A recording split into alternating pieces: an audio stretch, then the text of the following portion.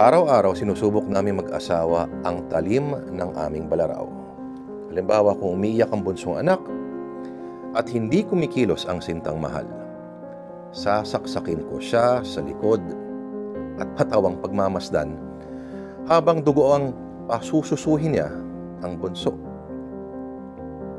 Kung pundi ang bumbilya sa aming kusina at ako'y abala sa paglikha ng tula, hindi niya ako titigilan ng saksak sa batok hanggat ang ilaw ay di napapalitan.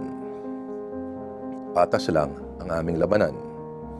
Lagot kung lagot, walang dayaan. Kaya't sa katapusan ng araw, magbibilang kami ng sugat. At tila mga gulanit na kaluluwa ay magtatawanan. Magsusuntukan pa. Ganito kami lagi sapagkat labis ang pag-ibig namin sa isa't isa.